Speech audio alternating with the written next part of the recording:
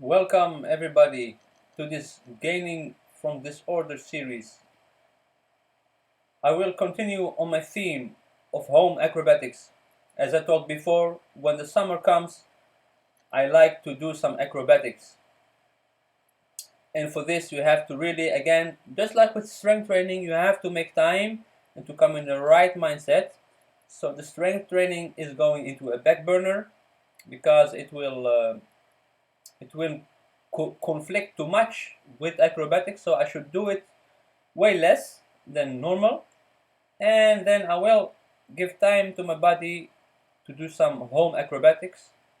So what I'm doing here is I'm doing a bridge walk over from an elevated position because I cannot do it yet from the ground. Maybe if I force it, but I don't want to force stuff.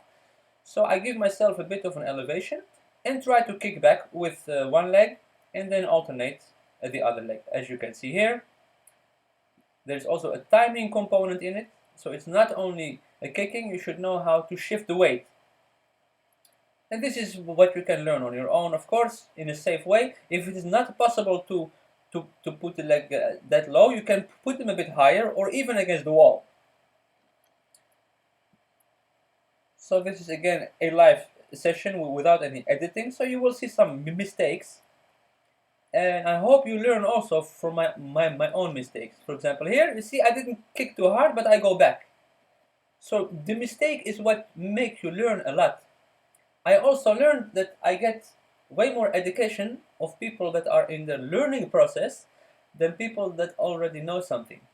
Because when you see someone doing something wrong, you can relate a bit more to it than when someone who does something perfectly. When something is already being perfected, you cannot get any information why something is hard. He just does it and everything looks very easy, right? It's like when an advanced acrobat said, do this, and then he just go into a double twist or a gainer flash kick or something very advanced.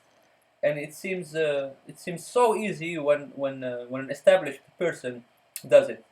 So this I realized I should make more videos about me learning new stuff and struggling, hoping to inspire the viewer to also learn new stuff, and it's still possible even at a later age. You just have to find the right approach.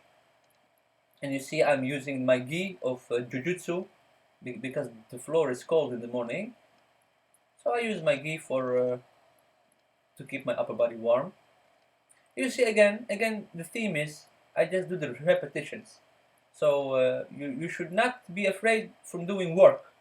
Yeah, it's not only skill work should be fun, it should also be tiring uh, to have some workout in, and also to make the body being used to such repetition.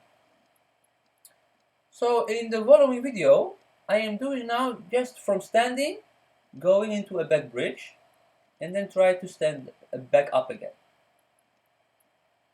As you can see, this move is very good for programming yourself already for doing a back handspring, because in a back handspring is actually easier if you just have the guts. You just swing very hard and you jump up.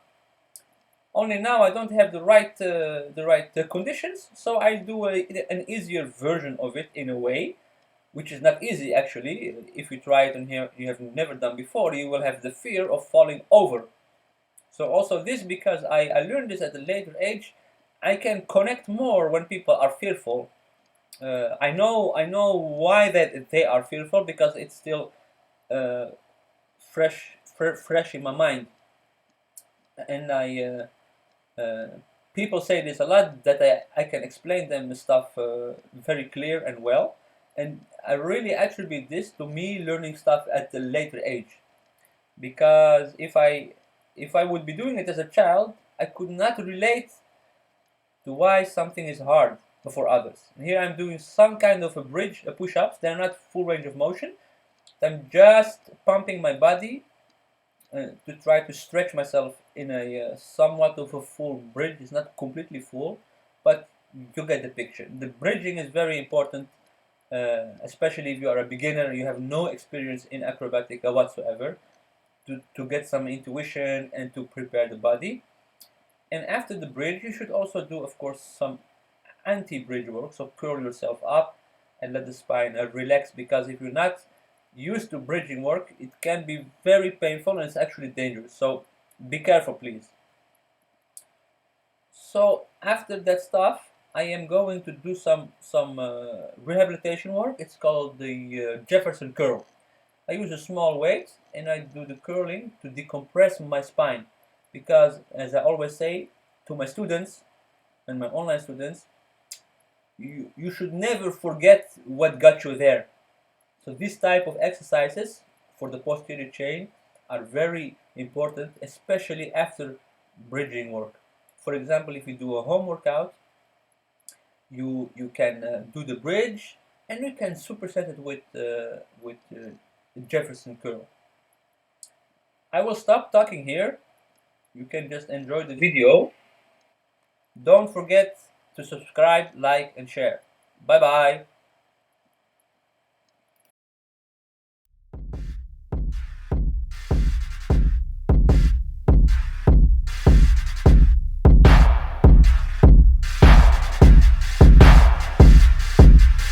Crisis. If I killed your father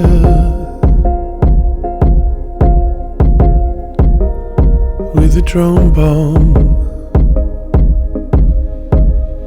how would you feel?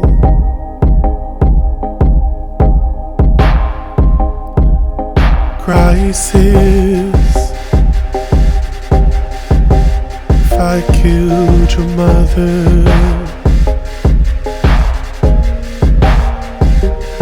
with a drone bomb, how